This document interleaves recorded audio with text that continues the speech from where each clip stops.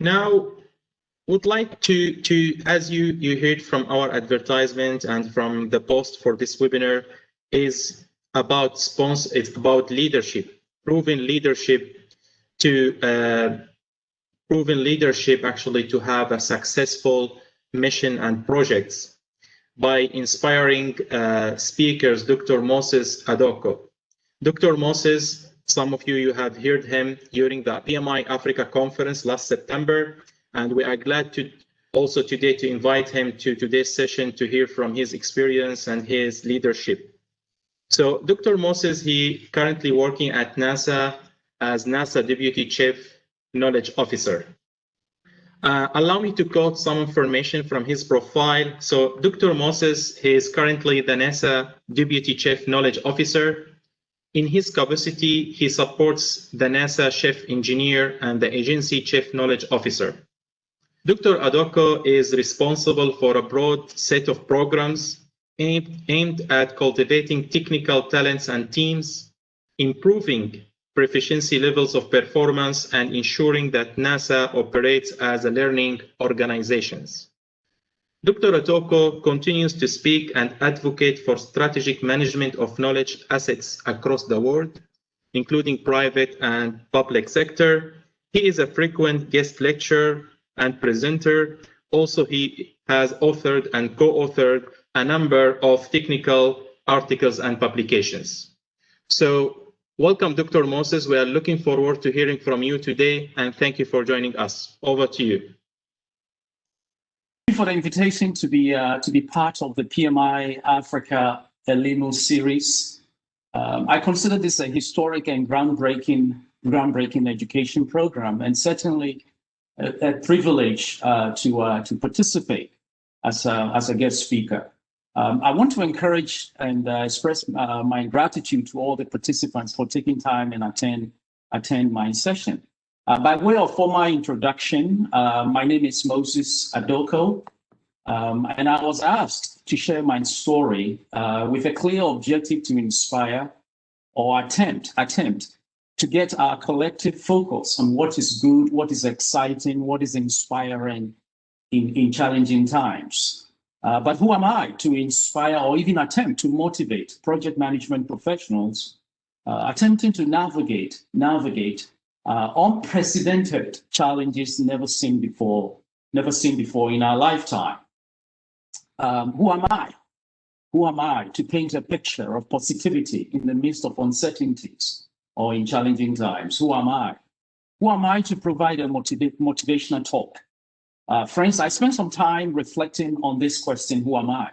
And as a result, I decided to talk about leadership, the type of leadership that illuminates hope and motivates people, moves people into action. But first, I need to answer the question I posed, that is, who am I? And so I hope upon completion of my talk, you will be able to draw just a line of encouragement from my talk.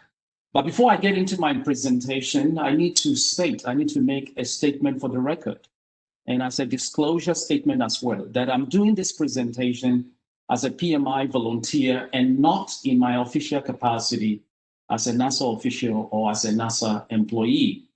And so, who am I? Who am I to motivate and inspire anybody? I was born and raised in the southern regions of Ghana in West Africa. My parents are from a coastal town called La, and lies about 7.6 kilometers east of Accra, Ghana's capital in West Africa. And so you can comfortably, I'm okay with that, you can comfortably call me a coastal boy or a son of the coast. I live in different parts of that country, Ghana, while growing up by virtue of my parents' work. And I received my elementary education, elementary and high school education in Ghana. After graduating from high school, I left the shores of Ghana. I left Ghana to Kenya, where I did my undergraduate studies in an American university, literally located on the Nandi Hills of Kenya, near Eldoret, which is about 454 kilometers to be exact, from Nairobi, Kenya's capital. I spent 4 years in Kenya, where I had the very rare opportunity to engage students and faculty from over 20 different countries in an environment that fostered strong relationship building skills, a sense of community with a common academic purpose and a global outlook on all problems human. My studies and time in Kenya, friends, afforded me the opportunity to do internships in East Africa, specifically in Kenya and Uganda as a young man. Looking back, I consider it a great opportunity to have been influenced by a diverse faculty, student population from different countries and from different cultures. I have also spent time in South Africa and lived in Cameroon. I often joke and share the fact that I have been cultured and influenced by multiple African countries and people. And so I am an African, very proud African. In short, I love Africa and the people of Africa dearly.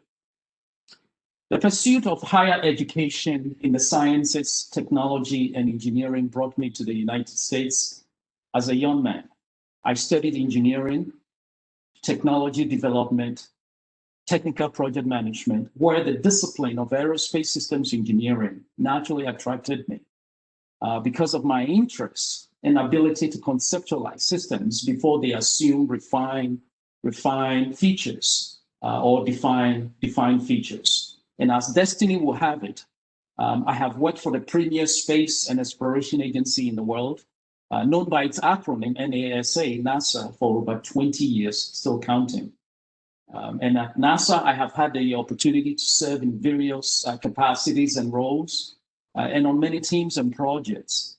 I have also had the opportunity to lead many projects.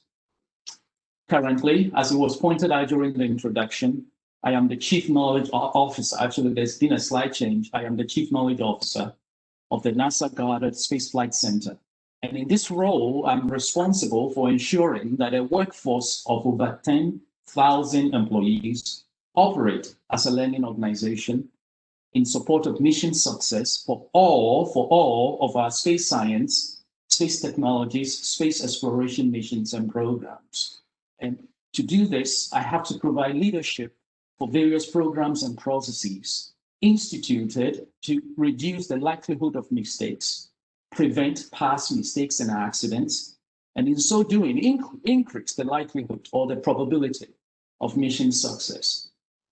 In order to succeed in this role, I have to lead, and friends, I have to lead effectively.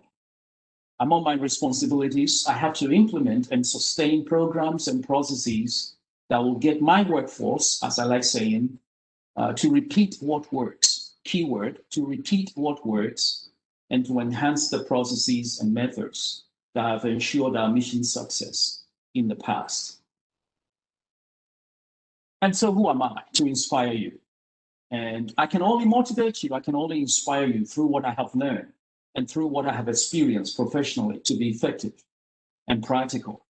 I can only motivate you through the technical and project leadership lessons that I have lived and experienced.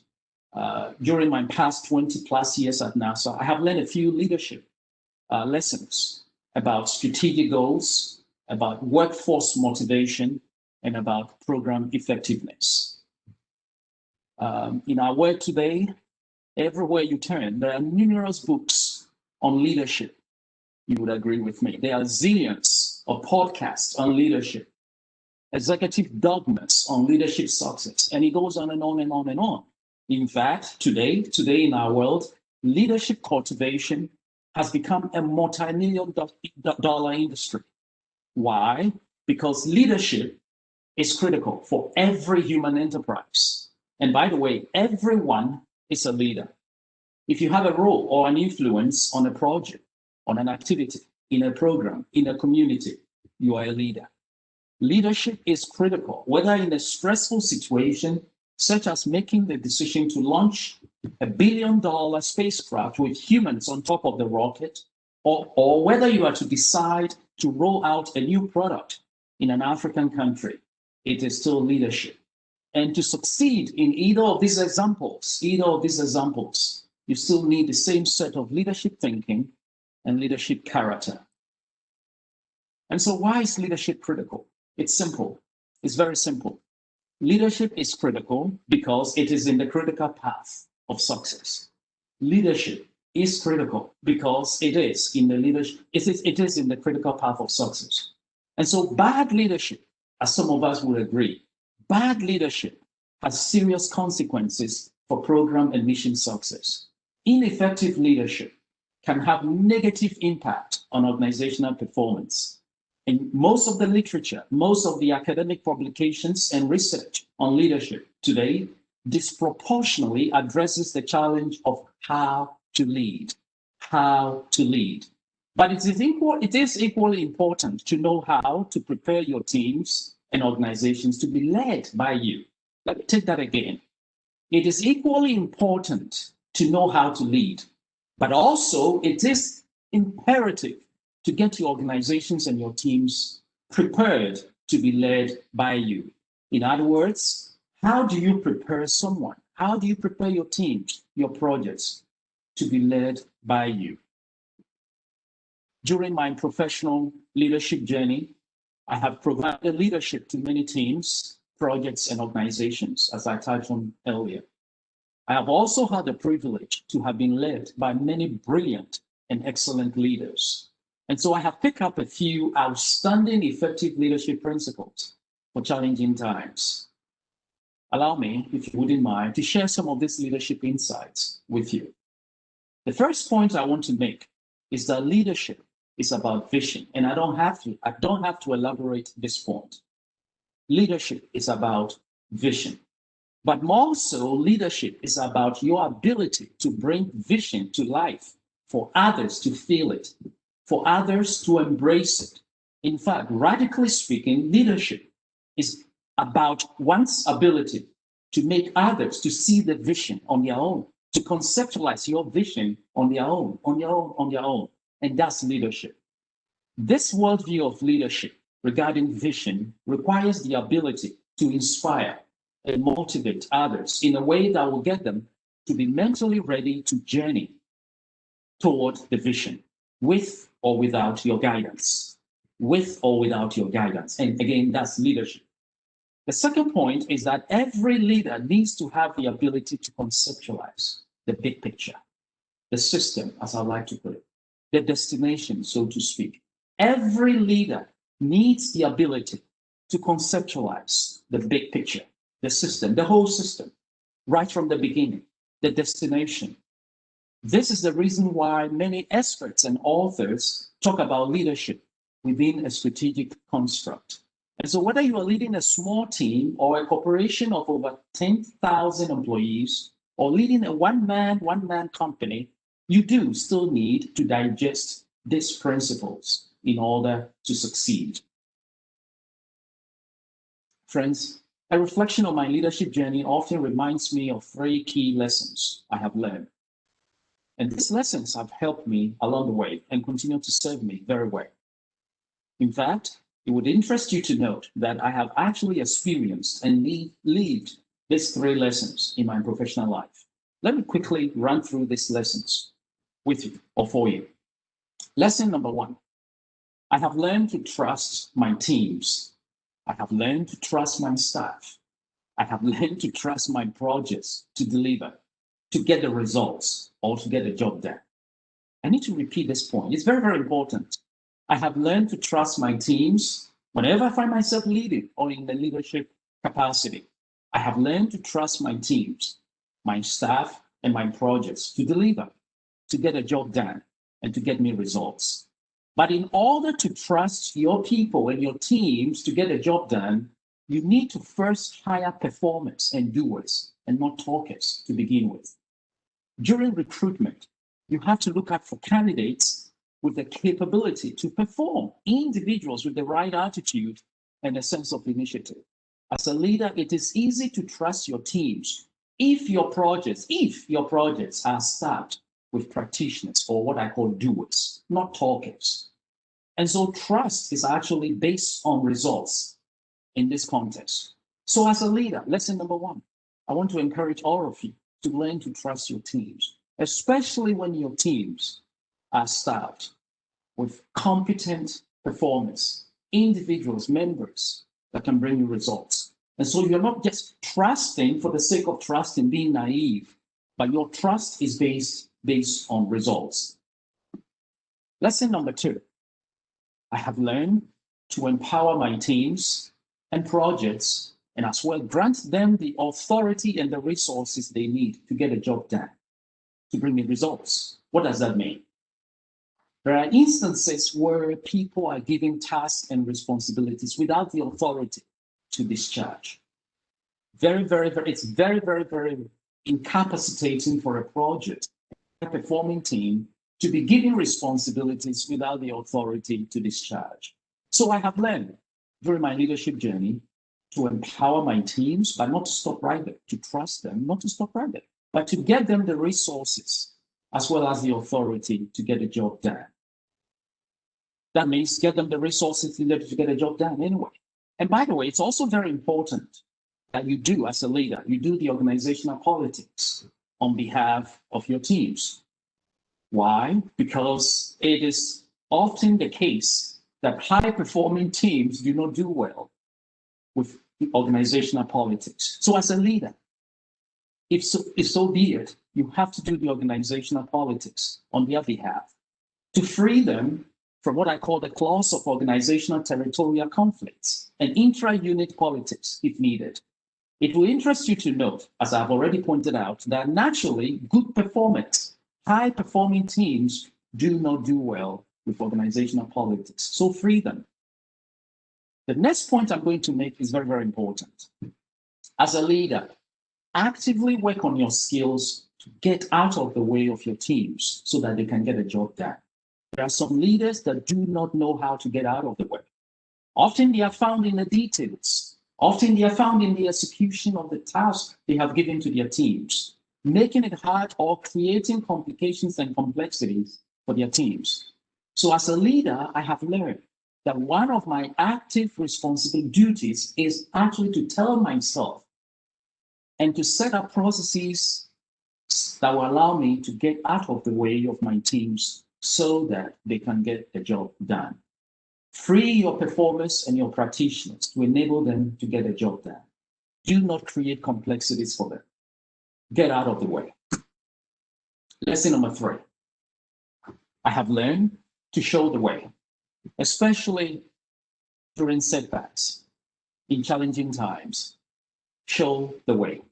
As a leader or as a manager, be the first to demonstrate the impact of setbacks on the overall strategic goal. In other words, put a setback or any setback in context.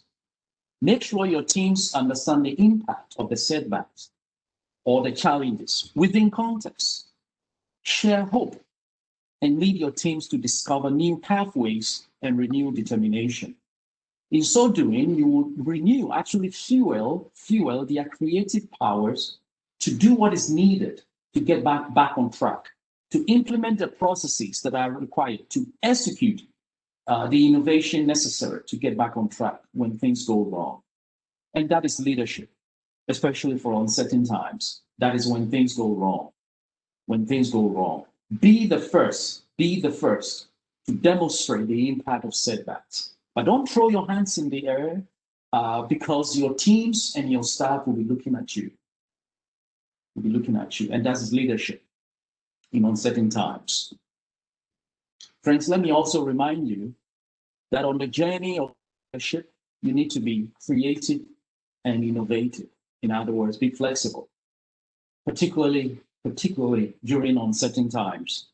And being flexible includes how you think, how you approach problems, how you deal with people, how you handle differences, and obviously how you handle setback. Lead by example. Show integrity, others will say. Demonstrate respect for all, irrespective of rank or position. This is very important for leadership. And promote teamwork and inclusiveness. I often call this point demonstrating inclusiveness and promoting teamwork as one of the cardinal pillars, one of the best kept secrets for project success, for organizational success. And so as a leader, I have learned often to discourage what I call heroes worship, or individuals that on my teams that strive to be seen as heroes. Sometimes they get so good and so creative, they create complexities so that they can excel and become heroes. I work actively as a leader to discourage that kind of behavior on my teams, rather encourage inclusiveness and promoting teamwork, which should be the norm. Learn to communicate openly and be honest when things go wrong. Be the first to admit what has gone wrong and show the path out of the challenging times. As a leader, learn to create sustaining environment for innovation. Innovation doesn't happen in a vacuum. Excellence doesn't come overnight. Excellence, in fact, doesn't happen by just hiring excellent or good people. Excellence, especially technical excellence, strives in an environment. And what is that environment? As a leader, you have to explore, you have to do your homework to find out the environment that will sustain and facilitate innovation within your processes, within your organization. Anticipation. This is very important. As a leader, always look forward to the future with a sense of anticipation. Strive to put uncertainty and ambiguity into context and perspective for your teams.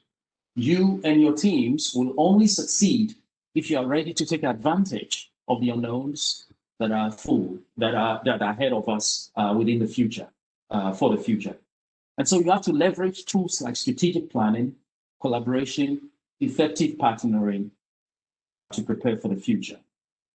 Learn as a leader, not because you're naive about challenges that facing your organization, but one of the key callings, one of the key requirements of leadership is to inspire. And so things may be, you may have experienced a failure, technically name it, whatever it is. Learn to inspire your teams because you need your teams to actually get out of that challenge. You need your teams to get out of that setback. And so learn to inspire your teams. As we face the challenges of today and prepare to manage tomorrow, I just want to say, be encouraged. Today, despite numerous unprecedented challenges facing us professionally and also in the world, in our individual lives, the COVID-19 pandemic is right on our doors. I'll simply say, be encouraged. A survey of human history will tell you that our collective spirits as humans, when united for a common purpose, has always come on top. And that is very assuring, very, very assuring. And so I will say, be encouraged. Our story, once again, the human story, for that matter, from civilizations across the world up to the ones that we are living in today, have always overcome adversity. And so be encouraged. Believe in our collective, this is where the power is, our collective power and capability to overcome the challenges of today and to help us to prepare for the uncertainties of the future. And again, thank you for the opportunity to be part of the PMI Alumni educational series. And at this point, I want to say thank you for attending my session. And I'm going to pause to engage with questions and comments from the participants. Thank you.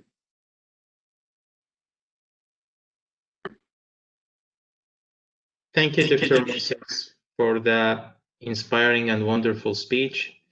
That's great to learn a lot of lessons at the leadership level. So we have some time for the questions. So please feel free to enter your question in the Q&A section for Dr. Moses. I don't see any questions at the moment. So if you have any question, please post it to get Dr. Moses' answer.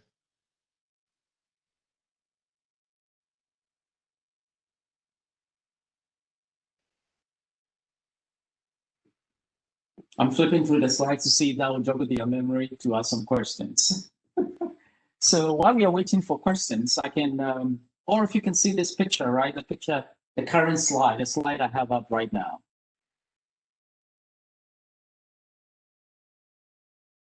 You can see the picture, right? Yes, yeah, we can see the picture. What do you think you're looking at?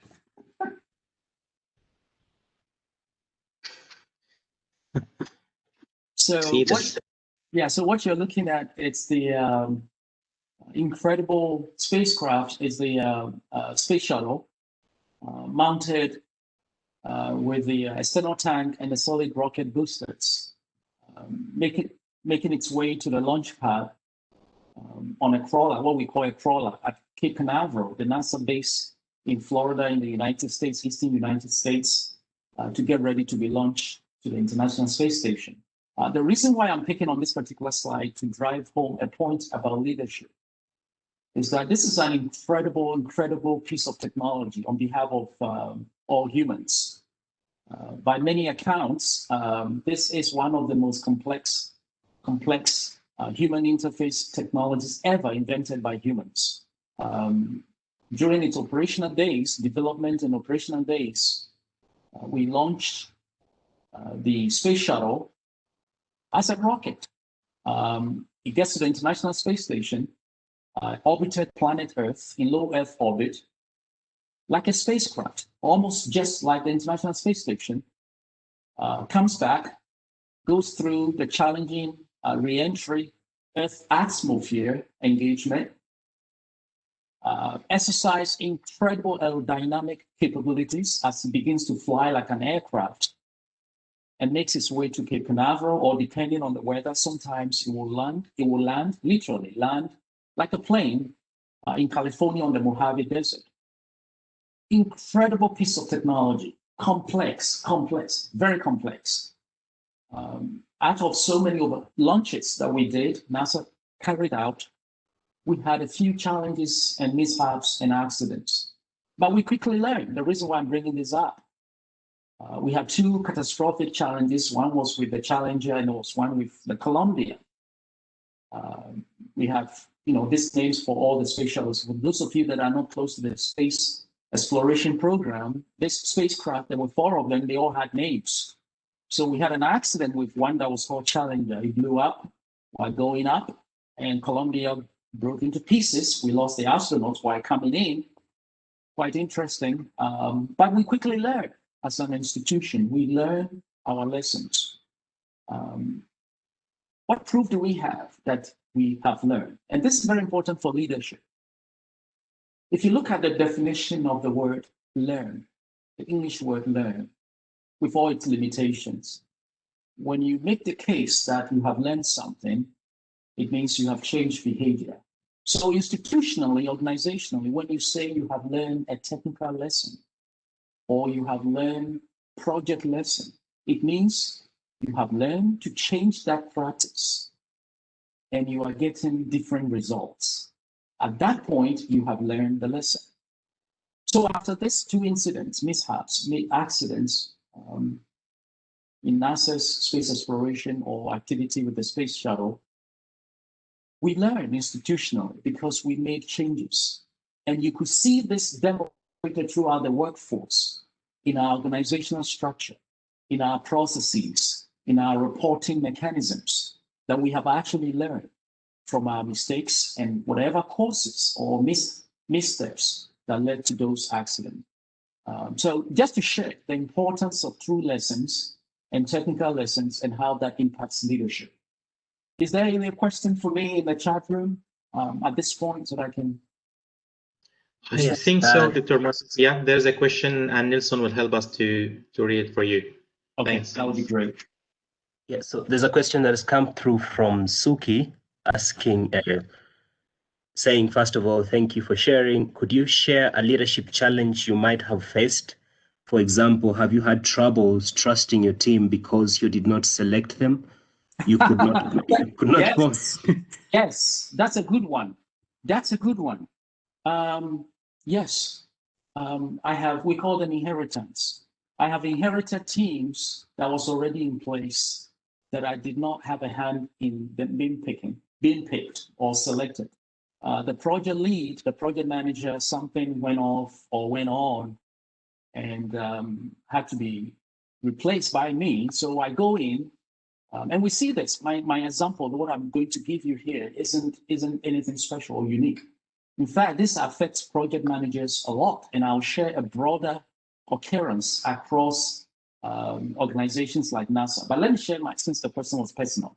Yes, so I have, and I inherited this team, and quickly realized the way that things were being done wasn't going to get us to mission success, so to speak. When I say mission success, the sort of charter and objectives, project objectives that we have been assigned. So I quickly to what I call, typically I don't do that, but I had to inject myself as a leader. Typically I prefer what I call leadership by consensus, but there are many different models of leadership out there. And the school of thought, I mean, the best practice out there is you need a combination of the various schools of leadership in order to succeed. So I try, typically when I find myself or appointed as a leader, I'm very flexible, but my natural leading is towards where I lead by consensus and see, because I trust my team, as you can tell. So I quickly realized this team had other motives, as you rightly touch on. There were individuals that didn't have the capability, or more so didn't have the buy-in, let me put it that way, in terms of the direction and the objectives that I have been trusted to achieve. So yes, very challenging. I injected myself into leadership. What does that mean by injecting myself? I started bringing about leadership, which means deciding what we do, documentation, and some feel uncomfortable. And the way we are set up, if you feel uncomfortable to go along with a certain process, you can look for a different team. Some will put it this way, you can look for another word, but not necessarily that harsh. There were others that saw the vision that I was trying to project and quickly turn around. But yes, that's a very good question. On a larger scale, think about this scenario that I'm going to give you, which really happens to a lot of project managers. Many of the NASA missions can go anywhere from 5 years to 15 years. I'm not joking. So you may have a project manager leading a group or a team for 3, 4, 5 years, and he's replaced. But guess what? Some of the technical leads, some of those practitioners are still in place. And so this new leader comes in and you have to inherit this existence. And some of them may have philosophies about mission success that wouldn't be in alignment with what you have as a leader. So yes, I have a very good question. And there are techniques for overcoming that. This is where when you're giving leadership, when you're given a leadership role, you need the authority. You need the authority, not just the responsibility, but you need the authority to bring about changes if necessary, including changes in expertise and human resources. Good question. All right, thanks so much for that. There's another question around being a mentee. So if you had a mentee, what 3 pieces of advice would you provide or share to them in terms of leadership? Yeah. So I'm going to say this, no matter how old, even if you're 50 years working on one particular thing and you are considered a master at doing that particular work, I will still encourage you to have a mentor. Every mentee, the word that was used, mentee, tells me you have a mentor. And so if you're a mentee, you are being mentored and you find yourself in a leadership responsibility or a leadership role, extensively leverage the input and the guidance of your mentor. What does that mean? We all face challenges. Every now and then you come across something that is new. You may not know how to go about it. At that point, it's time not just to consult experts, but mentors. I regard mentors as individuals that bring you time-proven wisdom, technical wisdom, whatever you're about, whatever you're doing. And their input may be just one sentence. It may be just one viewpoint, but often it's so powerful that it can convince you that you're on the right track or tell you to do the otherwise, which is be flexible or look at a different option. So as a mentee, you need to rely on your mentors and make sure you have an alignment in terms of chemistry, worldview with your mentor. Don't just get a mentor on paper. Get a mentor that understands your temperament, your technical disposition, your social disposition, because there are times when you will come across leadership challenges, not because of your technical abilities, but because of how you approach people issues.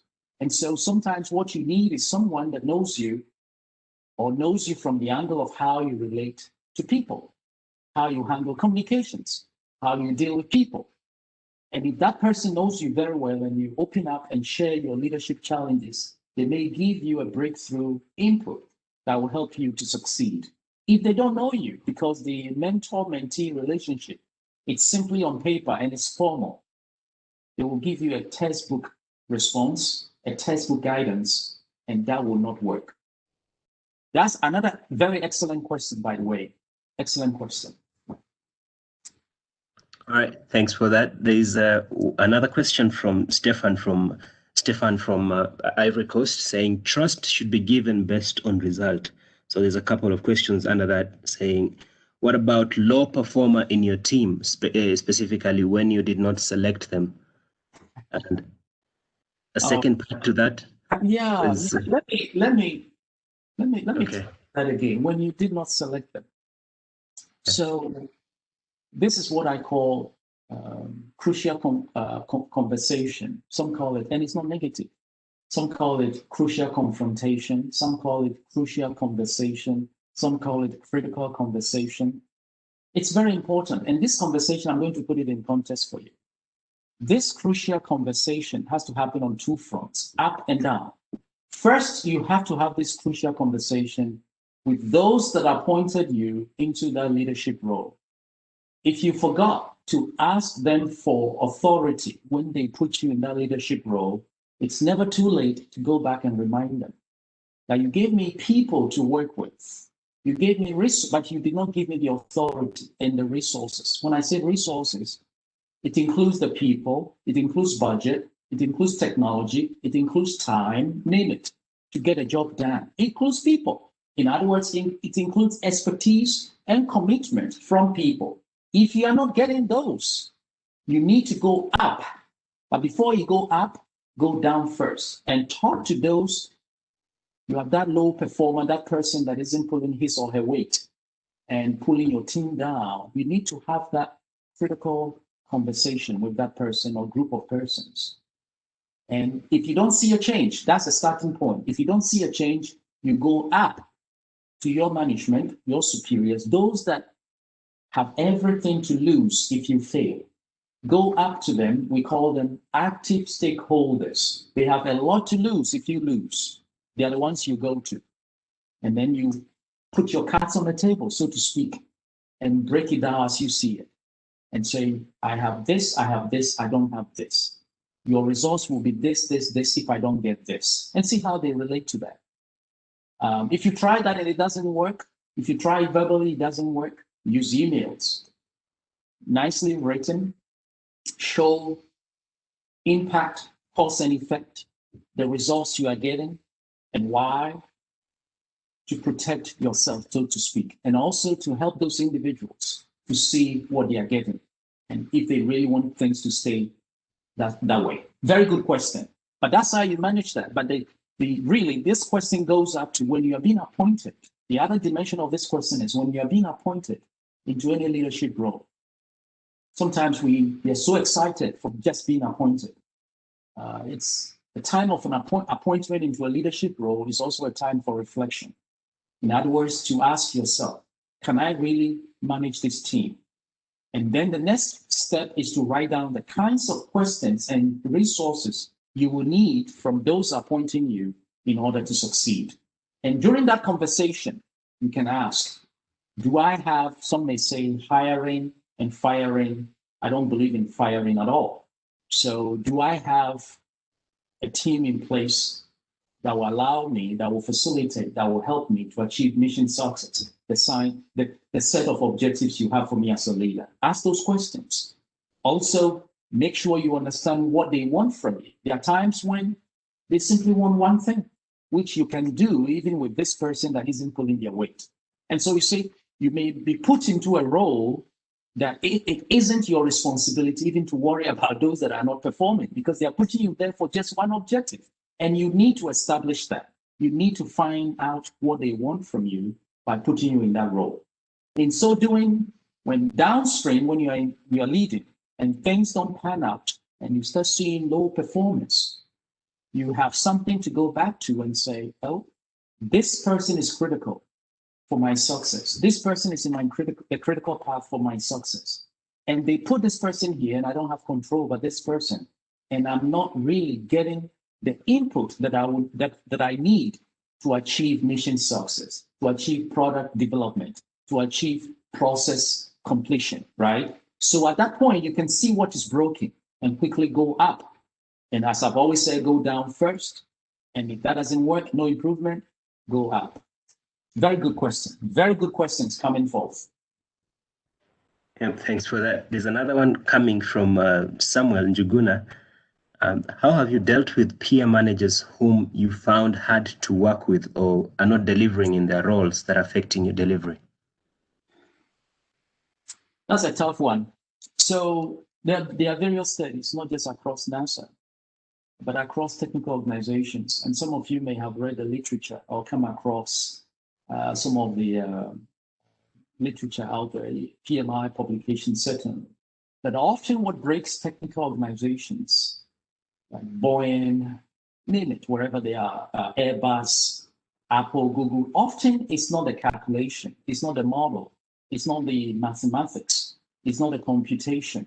Often it's the people issues. So I'm not surprised these questions are coming forth.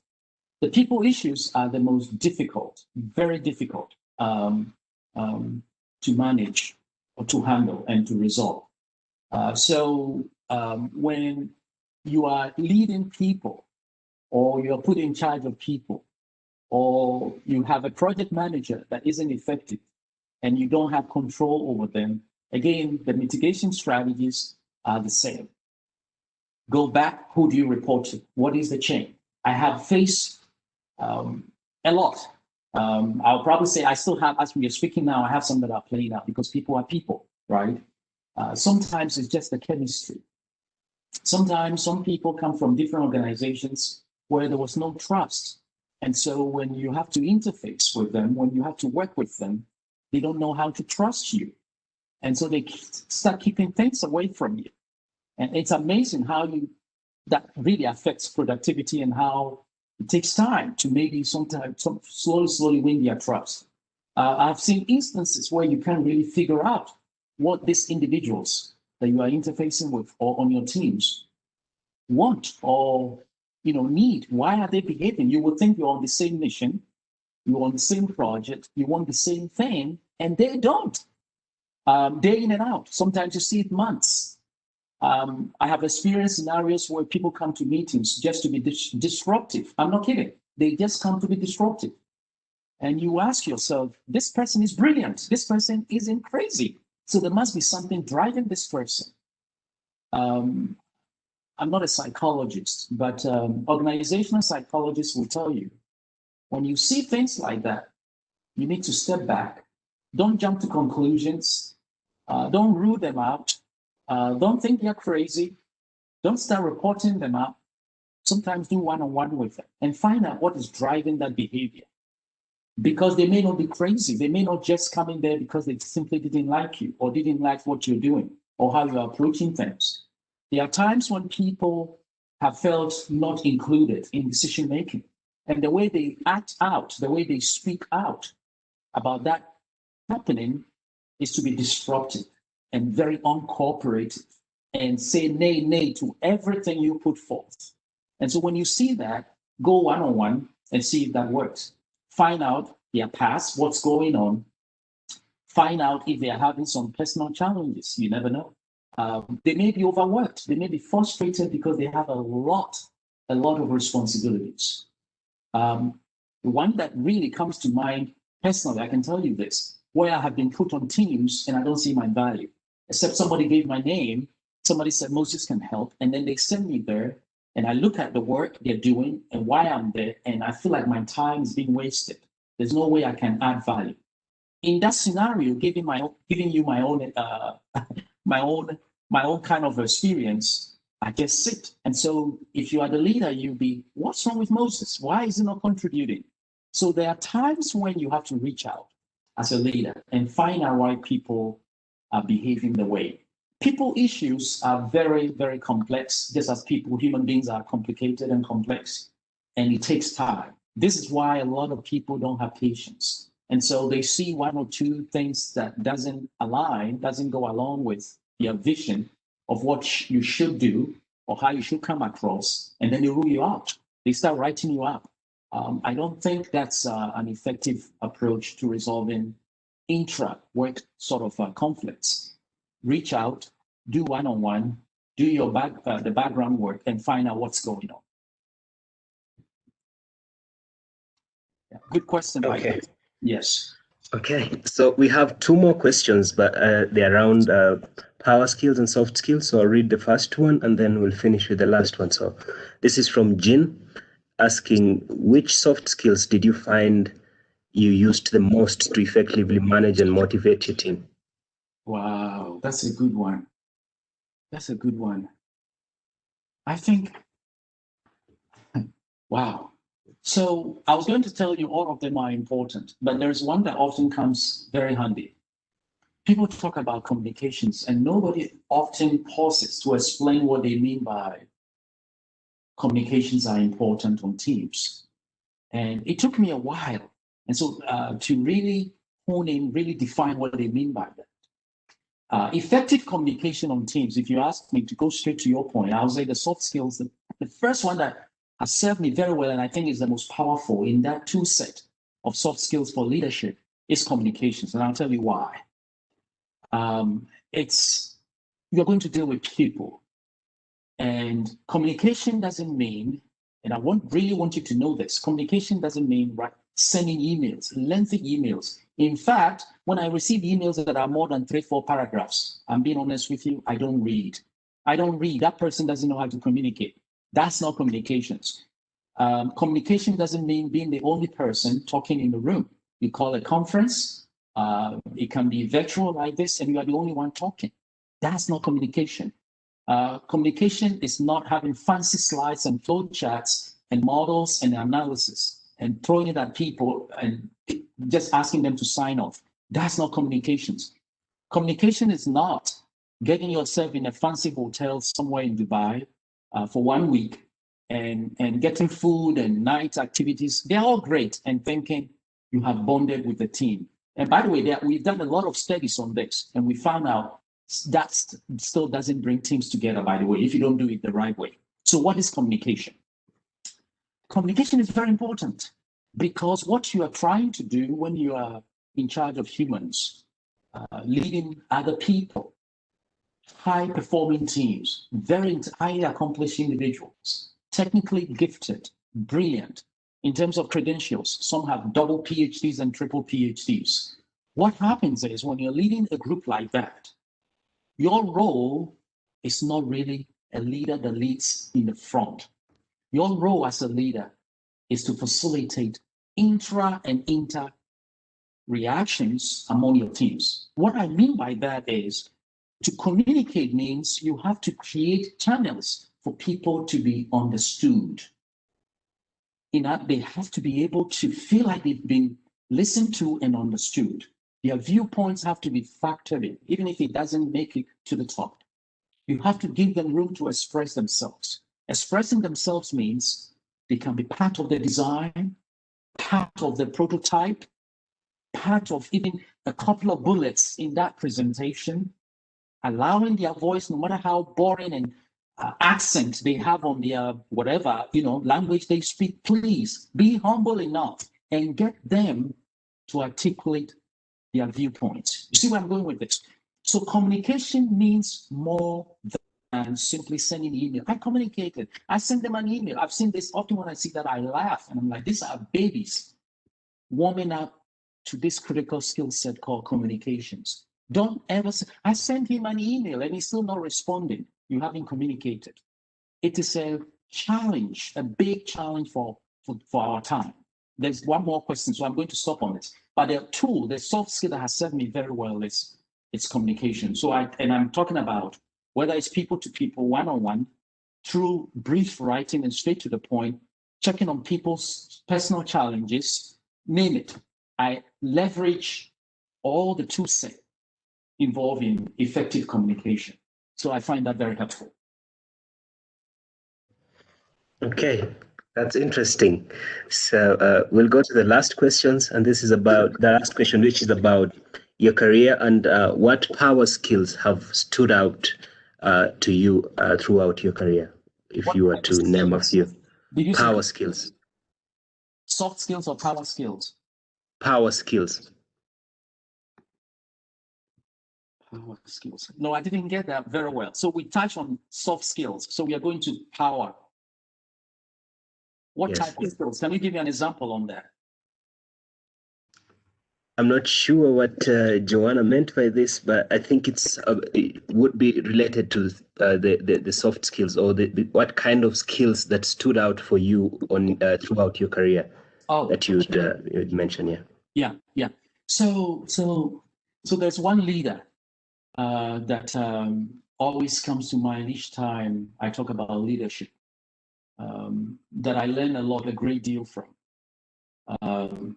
And it's his sense of humility. And I'm going to touch on this word. People often use it just like communications or team communications, and they don't really stop to think about what that means. Humility. I have often said humility is a powerful asset, but often misunderstood. I've been to some courses when I was coming up the professional chain as a young man, and I would never forget that. So basically, Nelson, I think this is the last question, right? So we make sure to have the answers, and maybe we send it along with our thank you email to all participants. Sure, yeah. Perfect. So I would like, first of all, to thank Dr. Moses for the great, wonderful speech and inspiring session. And also thank you for your great questions. So thank you very much for your time and for participation.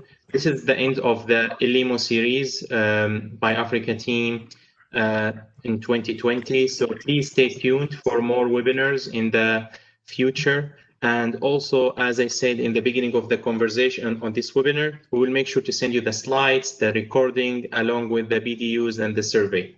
So thank you very much for your time, and wish you a great afternoon or great evening.